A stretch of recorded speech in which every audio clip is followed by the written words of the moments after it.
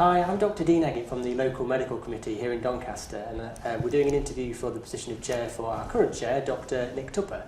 Hi, Nick. Hi, So Dean. if you can give us a couple of minutes just talking about yourself, and then we'll run through some of the questions. Yeah, well, as you know, I'm Nick Tupper. I'm been a local GP for just over 14 years now, practicing Kingthorne, town centre practice. I've been chair of the CCG for just over, in its statutory state for 3 years, and for a few months before that. I've been involved in life and work in Doncaster for quite a long time. I trained here both initially as a medic at DBHFT and then did my GP training in Stainforth. Stayed local, married a local girl, and live in Hatfield Woodhouse. Love Doncaster, and I'm really passionate about the care for our patients, which is why I've stayed here really. I've always been interested in the wider aspects of care as well as seeing patients directly. Was involved in the LMC for many years until that became harder, I guess, with other commitments. I've been a GP trainer, trying to train the workforce of tomorrow. And also been involved in commissioning for probably 12 years now. So initially on the PEC at the PCT, and then through to being a locality rep in Central for CCG, and then on to chair. So yeah, really love Doncaster and working here. We've got great general practice, great people, and patients that by and large appreciate the care that we give them. Great. So we went out to GPs and asked them to put some questions together for us, and we've amalgamated these into composites, I suppose, and we'll just get cracking with the questions. Yeah, that's fine, yeah. So there's been a large number of questions submitted to the LMC office for this question and answer session regarding transparency of CCG processes and the potential that conflicts of interest could influence the actions of the CCG chair. If you were elected chair, how would you reassure the electorate and patients? I think there are a number of ways, and I think we've been doing these. This was quite a big issue at the last election that we had. And actually, despite the amount of noise there was there, it hasn't tended to have been such a big issue moving forward, I don't think, in the reality. I guess we're all conflicted, first of all, by being GPs. We're providers and commissioners at the same time, and that's probably even more important with the delegation of primary care to CCGs, and that'll be managed through the primary care committee, where GPs will attend but be non-voting, and that'll allow transparency and fairness of contractual arrangements and spending of money in primary care, and I think that'll be really helpful. Lots of things around conflicts of interest. So we hold a register, they're raised at every meeting and documented. If there is a potential conflict of interest, the chair of that meeting will discuss whether the person with the conflict is able to participate in conversation, vote, or is asked to leave the room. And there have been a number of times in the last 3 years where GPs have been asked to leave the room, including myself, due to conflicts of interest. Probably the biggest one with that was the unplanned care procurement process and discussions prior to that. So there was a strategic direction for primary care, or for unplanned care, that GPs were involved with, but once it got to a point in time where we were going down a procurement route, those discussions excluded GPs who worked in the service or were involved in a company providing services in that system where we're going to bid. So those are the sort of main ways, and people are free to raise conflicts of interest to the organisation. We've had 1 or 2 examples of that, probably right at the beginning of the CCG, and they're dealt with through a system predominantly around Sarah Atkins-Watley, who's head of governance, who will investigate and report back if there's been any issues. So there's a number of ways of doing it, and I think that works pretty well, really. Staying on that similar theme for the second question, can you describe an example of a conflict of interest that you have had and how you have dealt with it? I've already mentioned one of those, so the unplanned care procurement. I had, I guess, 2 conflicts of interest. One was a GP working in the services, or the GP out of hours, that was part of the procurement service going up for tender. And therefore, because I earned money from that service, had a pecuniary interest in it. and the other as a shareholder for one of the companies that provided care in that system, which was Hallcross. And as I say, so I was excluded from conversations around the procurement process, so wasn't involved really. Okay. NHS Doncaster CCG has authority to co-commission to level 3 for primary care. What's your personal vision for general practice in Doncaster, and how will you make it happen? I guess the second bit first, I guess almost dovetails with the first question. I can't make anything happen per se myself, and particularly around primary care, because we'll have a organisational structure that will make those decisions. But I can certainly influence and be involved in the strategic direction of primary care. And I think we've already started along those lines. So the CCG have produced a strategy document that's been shared with general practice, and primary care has been involved in creating that, and that's around the 4 pillars of primary care. So I guess my vision has a number of bits to it. Really, I think fundamentally I want a sustainable primary care. We're all working harder, seeing more complex patients. The nature of the work's changed hugely in the 14 years I've been a GP. And even in the last 5 years, the work I'm doing now, and some of the work you're doing now, is very different than it was even a few years ago. So we need sustainability, partly around workforce, partly around pressure of work, and working together, both with other practices and potentially with other providers, hopefully in a cooperative way that sorts patients out. So it needs to be sustainable. I'm really keen that primary care is at the heart of patient care. I think that's best for patients. I think we know our patients better than other people.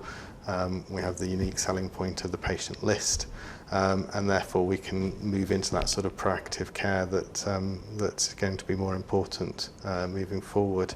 And if we can coordinate that care, I think we can create a better service for patients. So sustainable, proactive care is going to be important. Preventative care, preventing admissions by doing things differently. But I guess we're not immune to the national pressures on primary care, so we have to tick the boxes of those things, even if we may not agree with them. So there'll be extended working, whatever 7-day working means, and how we do that in a sensible way. I think we've got history in Doncaster of collaborating over that with GP out of hours, which started off as the practices doing it, and those sort of things are going to be the way that we can move forward to help us stay sane and provide better services for our patients through that. Okay, thanks. The CCG 360 feedback last year highlighted that the CCG was doing significantly less well in many areas than its counterparts within the cluster and nationally. The message given out from one locality lead regarding the performance this year was much the same as last year. How would you reflect on the performance of the CCG thus far, and what should be done now? I guess the 360 was more around engagement with the membership. And we've spent a lot of time, partly as a result of that and through the annual general meeting, looking at how we engage with general practice.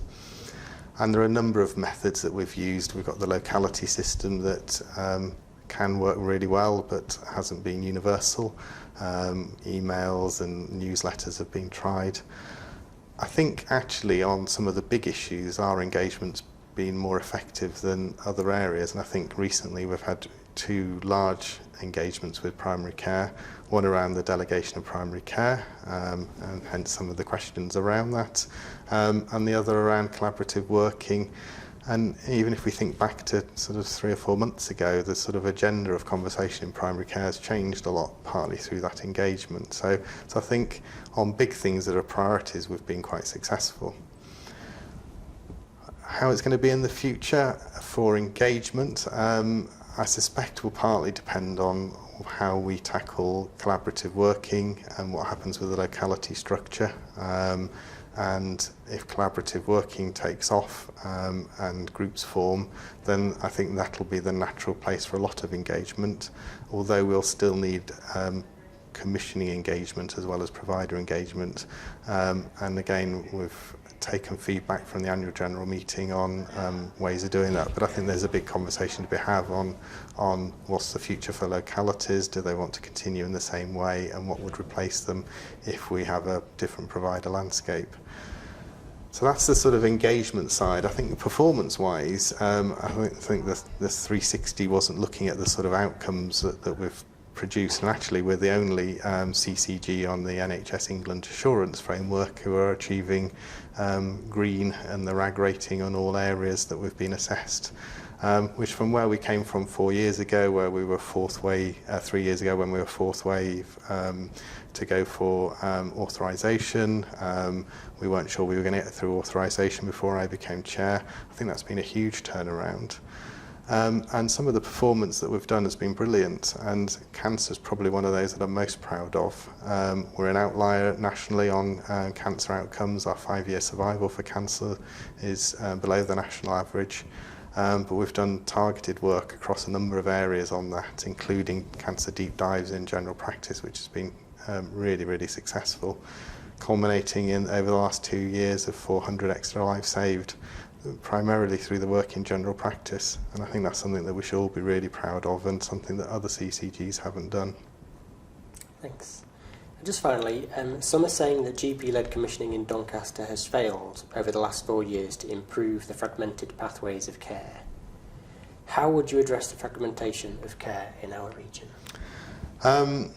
And some areas there's more fragmentation, in some areas there's been less. I think we're in a really unique position to make real inroads into this. I think the work we've done with the council and changing relationships and the better performance from the council recently is a real opportunity. The Better Care Fund, which is a methodology of joint commissioning with social care, will provide a real opportunity for us to do things differently.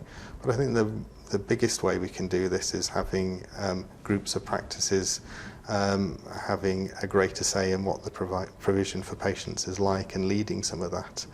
I suspect in the future there'll be more work with the council. I think there'll be more work with RDASH and DBHFT, the acute hospital, in providing care very differently than it is now.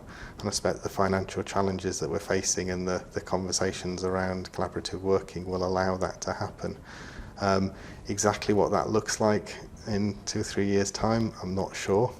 I think what we need to concentrate on is what's the best for patients, what we're trying to achieve for them, and then we'll work out systems of doing that. And I guess the CCG, and partly my role, is to facilitate that happening, and giving primary care the chance to come up with innovative solutions that has been, that I guess Doncaster General Practice has been really successful at in the past. Lots of really interesting ideas already coming through around different ways of working, care navigators, lots of different ways of providing care differently that will hopefully allow for less fragmentation. And again, if we go back to primary care being at the heart of patient care, that will get rid of some of that fragmentation, because general practice will be coordinating that. I'd like to see physios, pharmacists, counsellors in practices, district nurses working in practice teams again, because all those sort of things improve communication and better care for patients. Thanks very much. That's the questions that we've had from the audience. Are there any final remarks that you'd like to make? We're in a very exciting time, I guess, but also a very stressful, difficult time. We've got the pressures of our day job, we've got workforce issues, and uncertainty on what the future will look like. And I think we're always nervous of uncertainty. And I guess I deal with that thinking about how we deal with uncertainty with our patients. So sometimes we use time to see what's going to happen, and we're trained in dealing with uncertainty. And it's just the same in this arena. I think the next 2-3 years are going to be really critical, really exciting, but really quite scary as well. So I'm really quite excited to see what Doncaster does. Thanks very much. Thank you. Cheers.